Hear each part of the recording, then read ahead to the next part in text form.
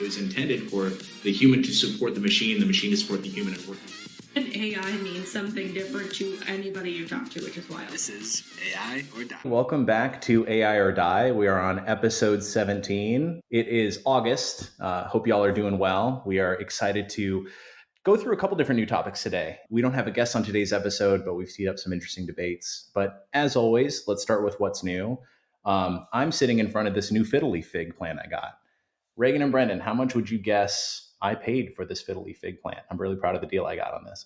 I was going to say, you likely got a deal because nobody asks.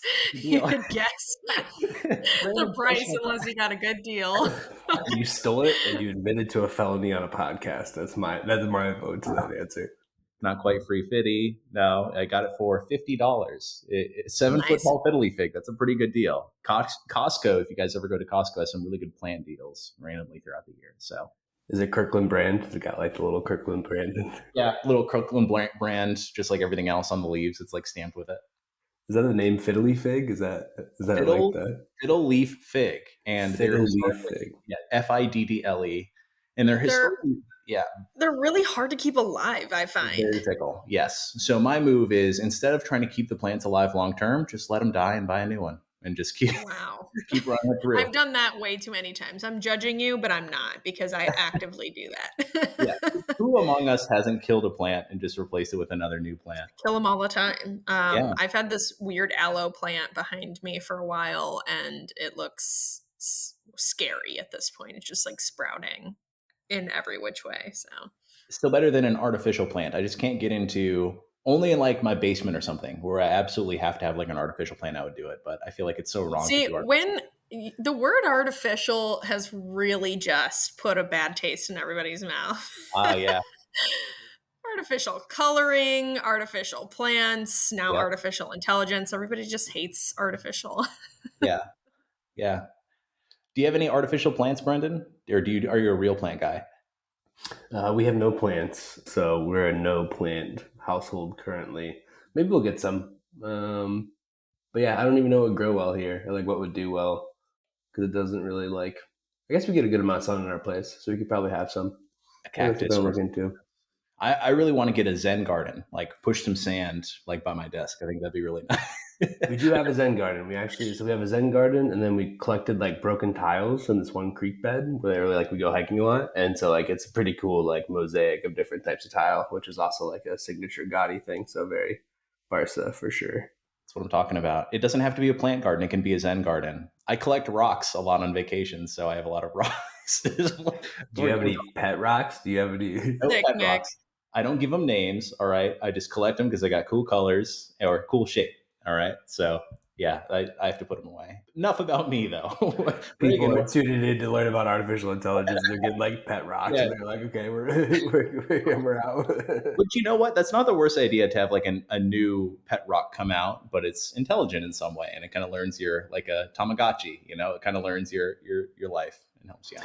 My dad always talked about how the pet rock was like one of the best business models ever, because someone figured out how to like market and sell rocks to people. And I was like, you're not wrong. You're not wrong. Just like bottled water. I feel like a lot of AI companies nowadays are pet rock companies. Yeah. People just taking, whatever and selling it as AI and trying to make it work. Yeah, before it was pet this, and now it's AI this. Yeah, that's enough about me though. What's new with you, Reg? What's going on in your life?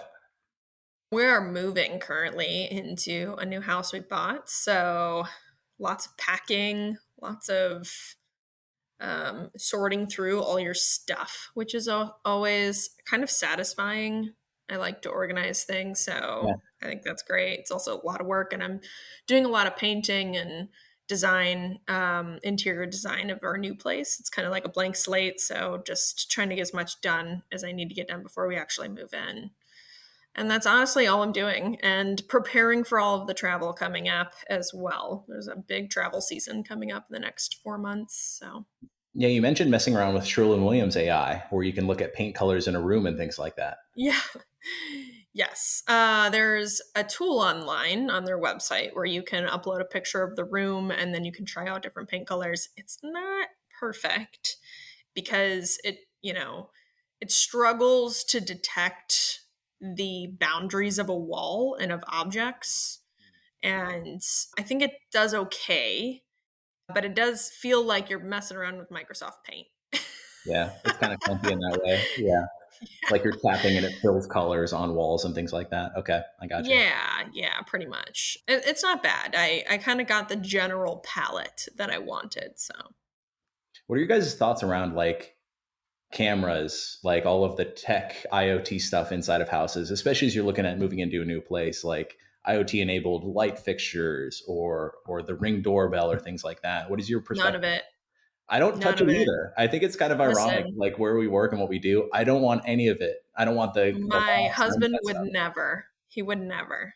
Our yeah, we've got a lot of practices internally about IoT, and we have one device. It's kind of funny because I actually heard Noelle talking more publicly about the number of IoT devices that she has. And it's not that we couldn't secure them. We could. You just increase your vulnerability space every new device you add on to your network. So I mean, it's a little extreme here, I think.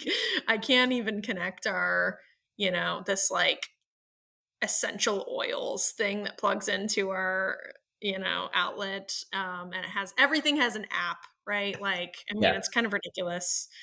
Like, why does an essential oils thing need an app?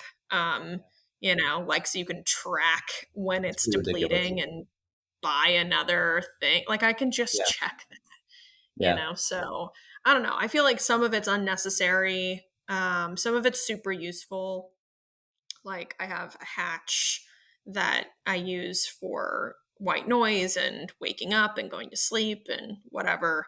Obviously connected to the Wi-Fi, but I do think people are not conscious about all of the different devices they have connected to their network. Not that people are running around trying to hack random people's. I mean, some are, but it's pretty uncommon, I feel like.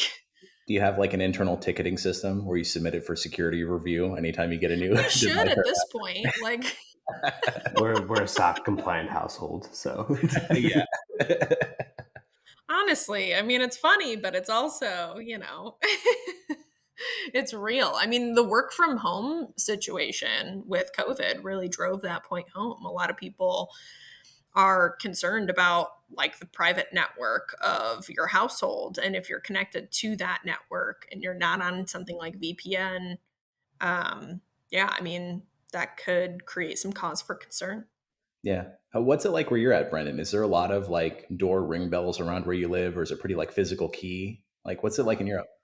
yeah, they're kind of because everything here is apartments in Barcelona, so everything's kind of got like the built-in like you ring and then they let you in kind of mode, and the newer buildings have like the video. So ours has that, but even the old ones have like the classic like kind of ring conversation through the telephone kind of approach. But we do notice a lot more CCTV here because it's Europe. So like, I mean, I think England's famous for it, but I think it's just more prevalent throughout Europe compared to like the States. I remember we were at a coffee shop this weekend and it had like, I love like the bad English signs, but this one was really funny because it was like a CCTV and it said like, we care about you or something. They said it the wrong way. I can't remember exactly how they said it, but it was like messed up English. So basically saying like, we do this because we love you kind of thing, like where Yeah. we keep an eye on you. And it's like, okay, that's weird. So I think it's just a cultural difference where people are like much more cool with high surveillance compared to like in the States. I would totally love a closed circuit system in my house. I would go for that. Nothing connected to the internet, but like a closed circuit system and like security cameras and things like that. I would totally go for. So very exciting. Can't believe you're already moving again, Rig. That's so exciting. Let us know if you find any other fun AI tools for like home renovation, home design stuff. Definitely will. Yeah, there's a variety. I don't know. I've been using some AI tools just for idea generation.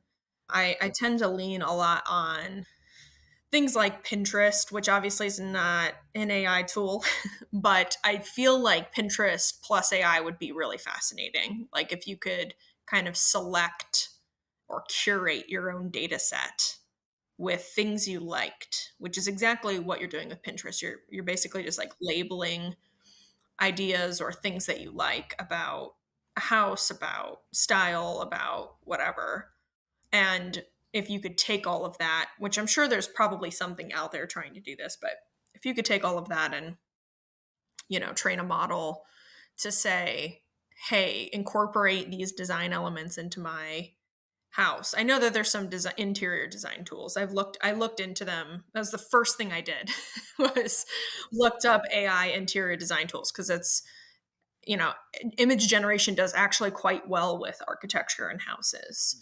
I think the part that's hard is incorporating the realistic elements of your existing like constraints in your home. It's really good at generating just like a net new image and a net new concept and not at, you know, incorporating design elements into an existing thing. That's kind of what I've found. Especially I found like the floor plan views to be really clunky around when I moved into my place. I was trying to find an app that I could lay out the floor plan and help me decide like where to place furniture from a feng shui standpoint too. And it was so manual, just getting it stood up. It wasn't quite there, but something like that would be brilliant where it's like, take the floor plan, take the style if I want to lean into mid-century or turn of the century, things like that. And then have it basically add the decor and the color that could work with the space and the size of your place. Yeah, or at least a starting place, right? That and give you the ability to change out components of it.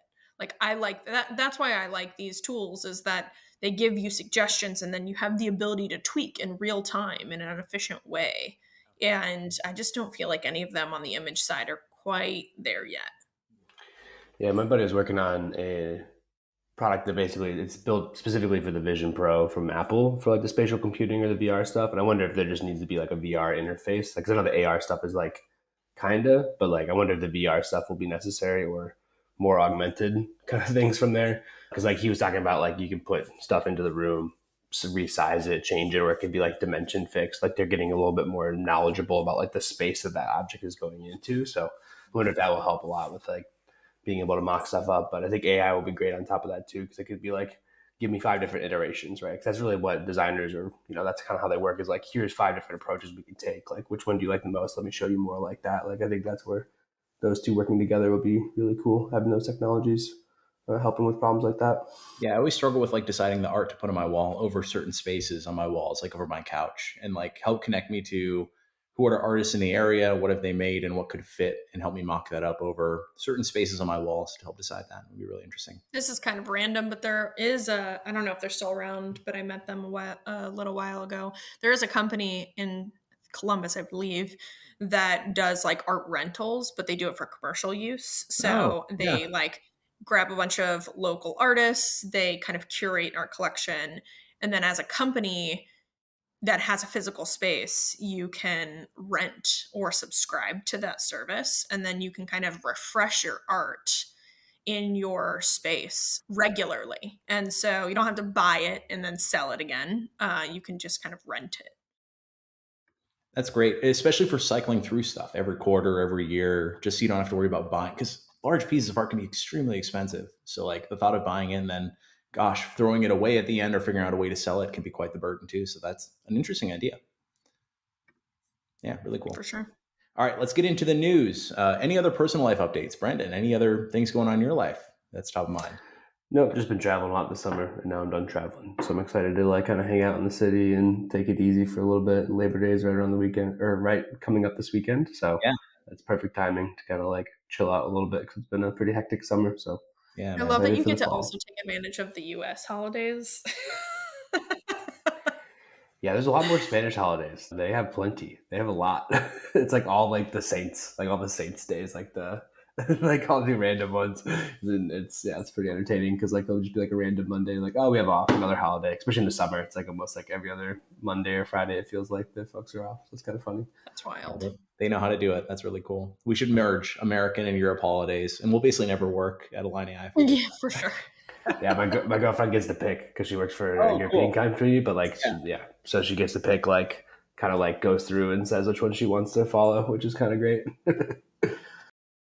All right. So let's go to the news now. Some big news, especially out of California, is all about they've drafted dozens of bills out of California, but one that's getting a lot of support this week for this episode is really all about requiring watermarking on synthetic generated content. So think generated images, generated videos of folks, requiring a watermark to really show transparency that this is AI generated.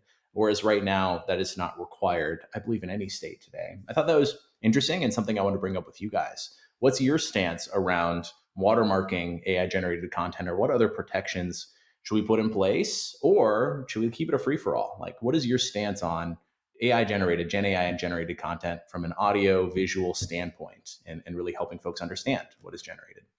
I'll start with you, Brendan. Any initial perspective that you have on it?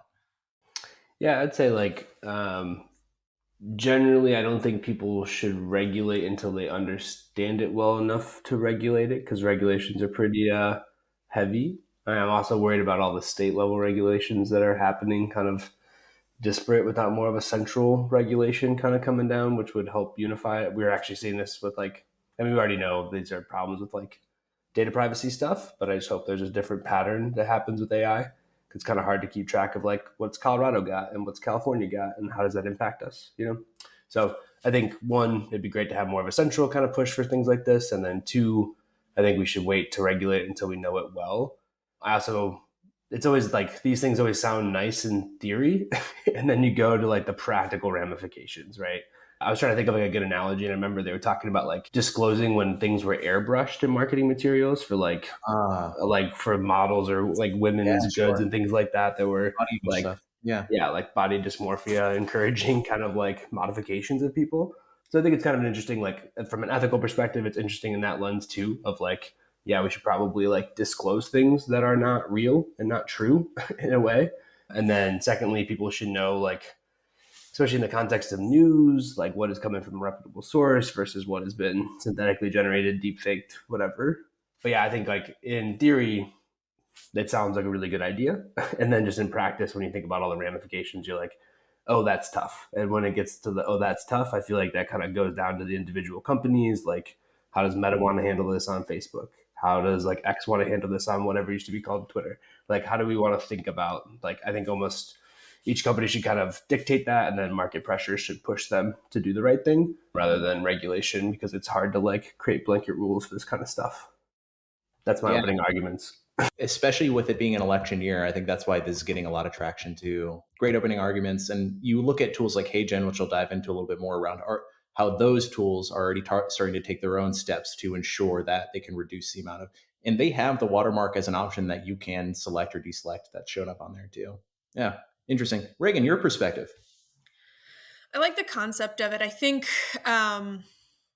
it's an interesting kind of rabbit hole to go down, right? Because the quest we are on societally, I would argue, is trying to determine truth.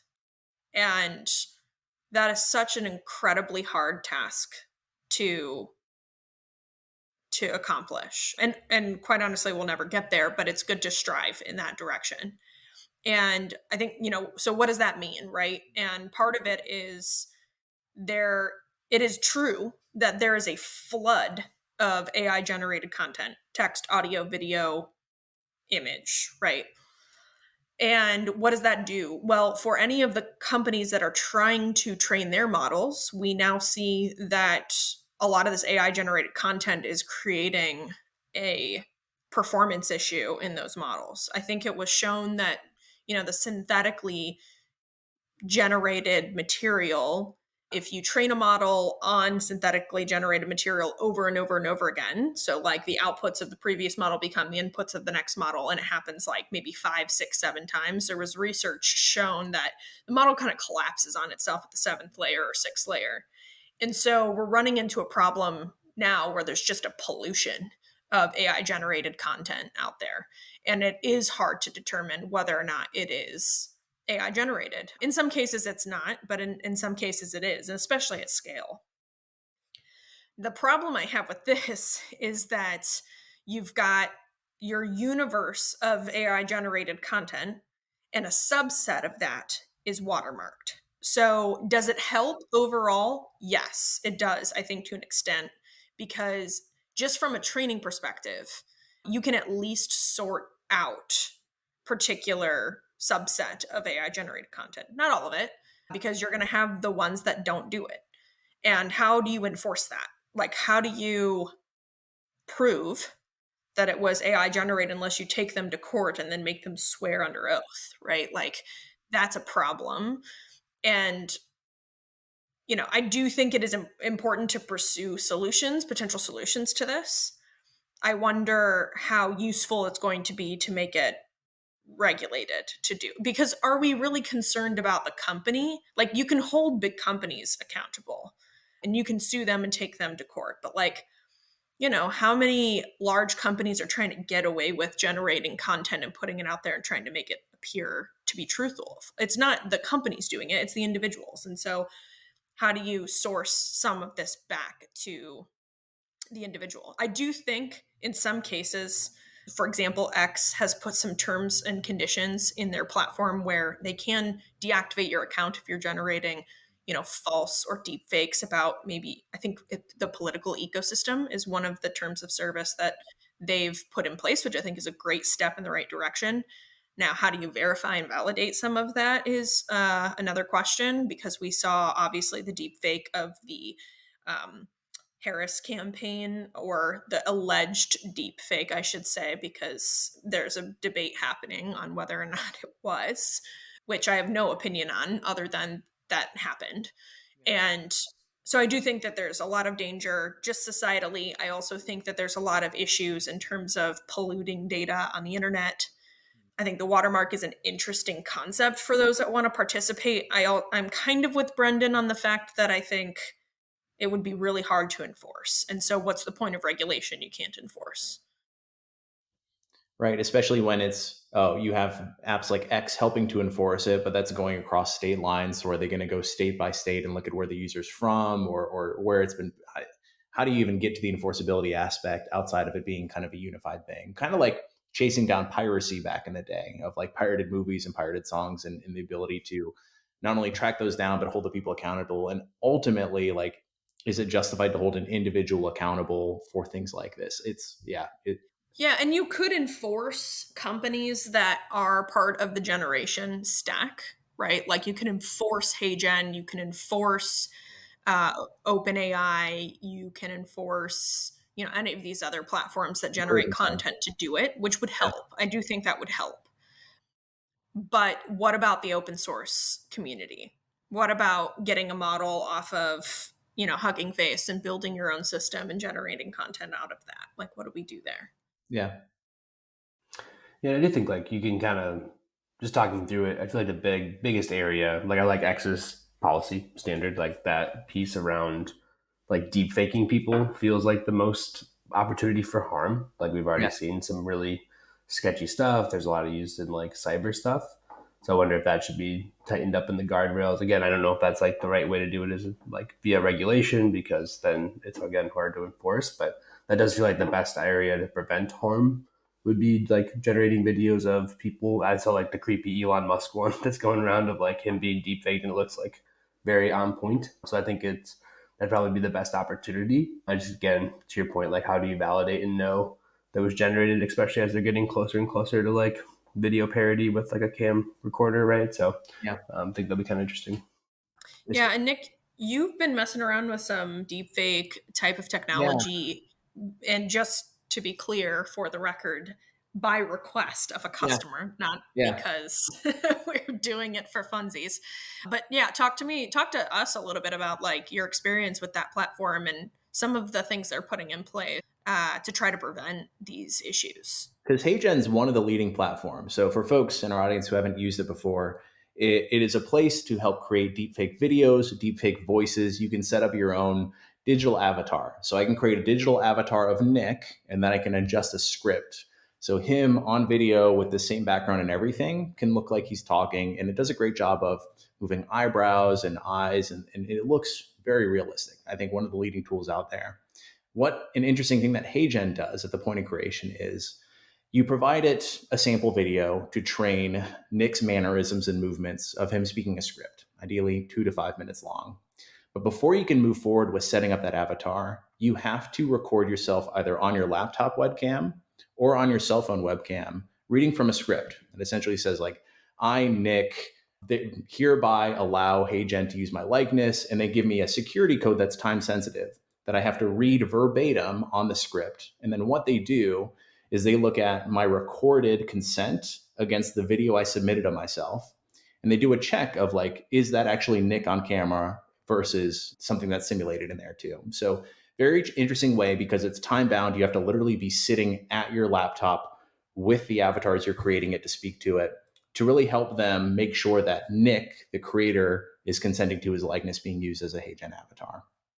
The thing And I they have, like about this yeah, that is really interesting is this training data set that they're capturing can actually be used to help cybersecurity companies identify deepfakes, right? yeah. Like, I actually think this could be a really good thing in terms of providing the real person talking about, talking into the camera, saying a script, and all of the deepfakes that are being generated, because you now have this really curated data set of like the real person and not.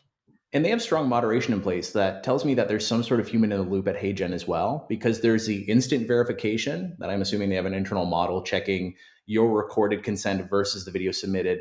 But then within 24 hours, I've had things change because it seems like there's a secondary review that happens where they're looking at the video submitted versus what you're actually using to kind of double, triple check that Nick, the human, gave us his consent that his likeness can be used for this avatar moving forward. And they can shut off access to that avatar if anything gets violated in that way too.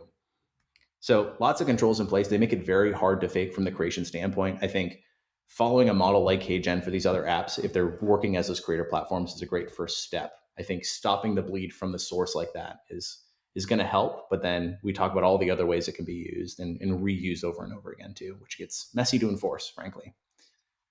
I think another interesting point you guys brought up, which is the models being trained on synthetic data. Because early on, it was recommended, hey, if you don't have a large data set to train an initial model, try and use synthetic data to train the model on and get it going. And it was oftentimes recommended as a great starting point for folks who are struggling with that data. Now that we're getting into this kind of late stage problem, which is, oh, it's been trained 3, 4, or 5 times over on synthetic data and the outputs are inherently broken, it's kind of collapsing in on itself. I think that's such an interesting concept that I want to really think through what are the implications of that? Like, is it going to shift as a pendulum from leveraging synthetic data, especially for these smaller companies, to getting back to quote unquote real organic data, as you've spoken to in the past, Rehgan? And what are some approaches that teams could take for that? How do we think it's going to go? Is this going to keep coming up with especially these custom solutions that have been built on synthetic data? And then ultimately, what do teams do about it? Does it go back to the old ways of just create the natural data to actually get it trained on instead? Yeah, and I'd like to point out as well that there are definitely cases in which synthetic data is actually better than what has been captured already. So if we think about it, the rawest of data is the information we're consuming in that scenario. So when we capture through an IoT device, a sensor, through some sort of code on the back end of software, right, we are capturing a component of reality. And oftentimes, most times, that is flawed and not comprehensive and has a lack of context. And this is precisely the problem that enterprises are dealing with data and data quality and data governance, is that they don't have a comprehensive, high quality, data set that's been captured historically. And so in a lot of those cases, synthetic data actually performs better in terms of doing the job it needs to do than the data that was actually captured. The problem with that, as we're articulating, is, it has a margin of error that exists because it's generated by a statistical model. And so when you compound that margin of error over and over and over again, you get these kind of wonky results. Yeah. I also wonder is all synthetic data created equal as well? Like, is there poor quality synthetic data that you can acquire versus higher quality synthetic data in that way? Like, and how that has downstream effects based on the quality of the initial synthetic data or the synthetic data you continue to acquire to feed your model too. Yeah, and it's kind of interesting to me too, because I wonder if like the fact that a human selects it adds in some signal for the model to interpret. Of course, there is still a lot of problems with that, but the thing I always think about is like there's a good Kurt Vonnegut quote about like literature in general and writing. It's like make sure it doesn't disappear up its own behind, let's say.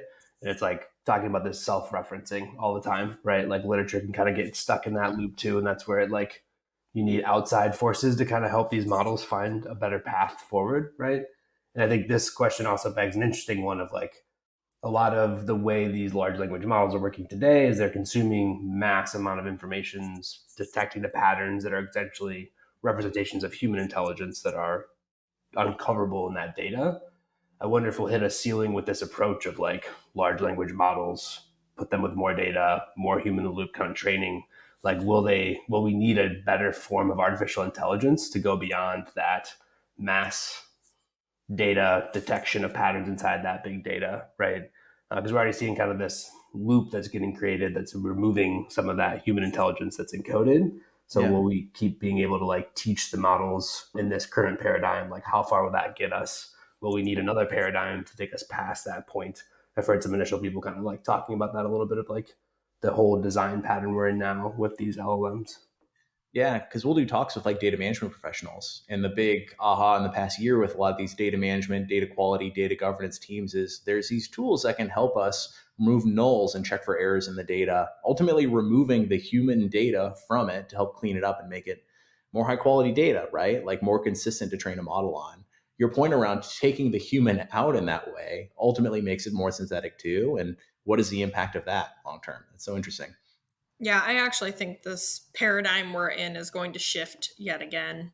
I don't know when, but I do. I think to get to where we want to be from an artificial intelligence place, I don't think where we're at is sufficient. What I mean by that more specifically is the techniques that are being leveraged today.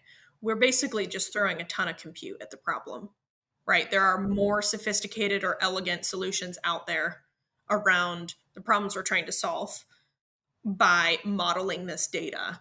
And I don't think that we've discovered that yet, or we've unlocked that architecturally yet.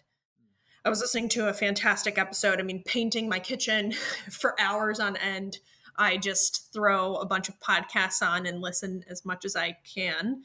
And of course, I love the Super Data Science podcast with John Crone. I think he's awesome. He has incredible guests on there.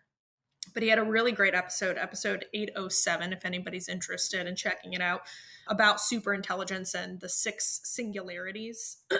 And so the guest he has on kind of talks about this point as well. If we're going to get to this point of quote technological singularity, I think there's another paradigm shift that needs to happen in terms of the general interface and architecture that we're dealing with when it comes to AI.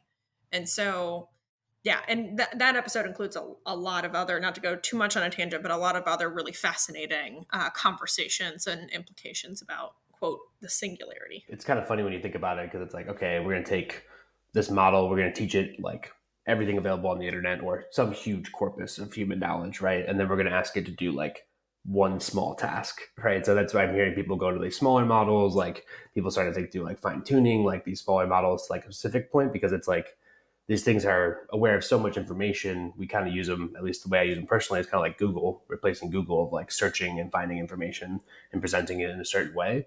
But then a lot of these tasks that we wanted to use it on are like understanding human language to understand human knowledge to then go do something for me, right? Some degree of automation of what I do today. And I wonder if that's why we'll get more and more of these smaller kind of models that are fine tuned to a specific task rather than these big, large things that we prompt in a more general sense.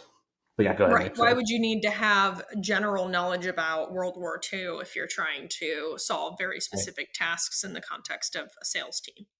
I think that's exactly. Yeah, that's kind of one of the interesting shifts, I think, architecturally that we're going to see as well. I couldn't agree more. And I think there are some folks from Hugging Face talking about this concept too, because a lot of the small models are open sourced and available for people to leverage and fine tune.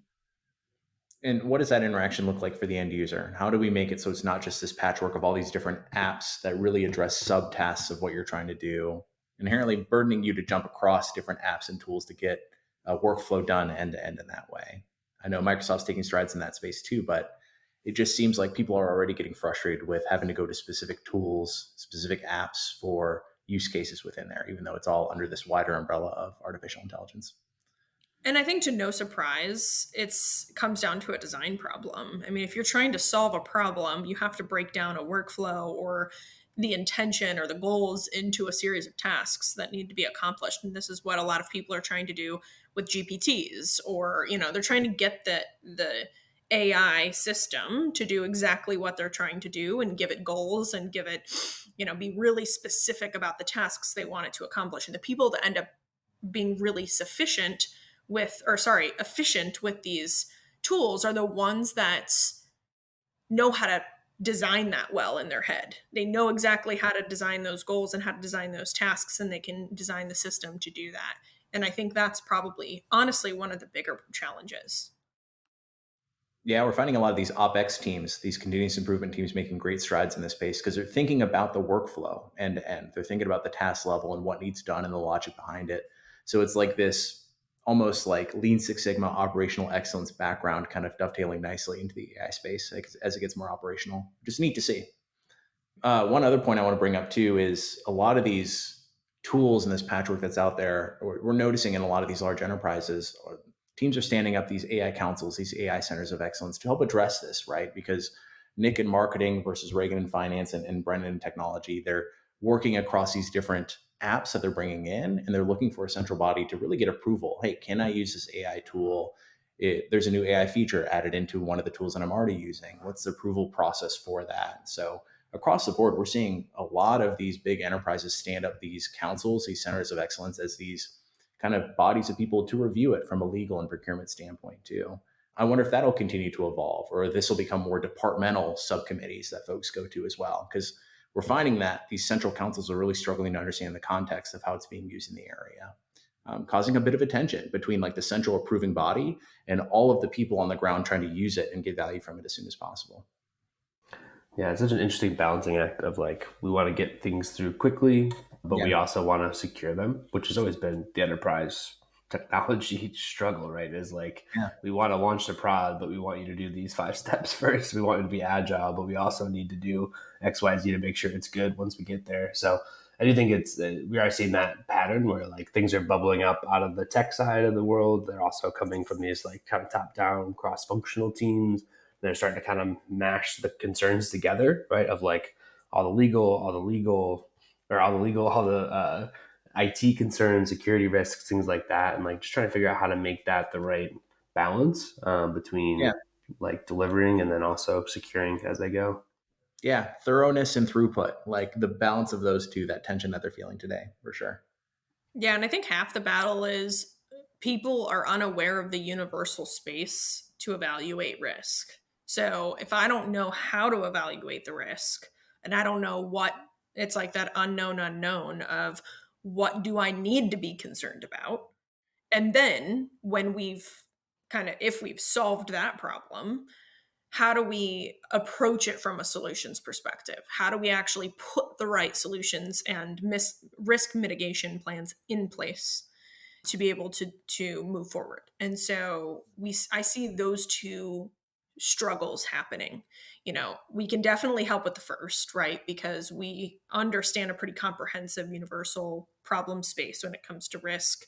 And at least as it stands today, now things are ever evolving, so that risk profile will change over time and new things will be uncovered, and we'll incorporate that into that corpus of knowledge. But the solution side is also a struggle. And so I see a lot of these teams kind of spinning their wheels. They're getting really good at pointing out concerns, but they're struggling with the mitigation plan and the solution side, and it's slowing things down tremendously. Yeah, and it might be a little like, I feel like teams might be better off if they looked for value first and then figured out the risk behind it. I'm not saying like don't deploy to prod or anything like that, but I just wonder if teams took a little bit more of that approach. They could kind of work backwards from a known set of risks rather than like the large set of theoreticals, right? That might be my stance because I work in startups, not the enterprise, but I do feel more and more like they might be more beneficial just given like how many risks could exist around this stuff if there was more of a value first, risk second mentality. I think that would really help teams show more tangible ROI quicker to leadership so that it's not just look all the risks we mitigated, more of like look at all the value we created and the risks we have also mitigated along the way. It makes it less speculative inherently because instead of as a group saying what all the things that could go wrong, really diving into a specific use case and the value of it to ultimately justify if it's worth putting the effort to outline the risks and set kind of monitoring in place because we're going to get inherent strategic value or cost savings from it. That's worth it, 2x, 3x at least. I Yeah, I do think it find there just could be a changes. potential I do find that there could be a potential trap there too, because in Hmm. some cases it's high risk, high reward. And so if you go after just the big reward, like use cases, you could be dealing with a mountain of risk. Yeah. And sifting through that mountain of risk is going to be really painful. That's not true in all cases, but it's definitely true in some.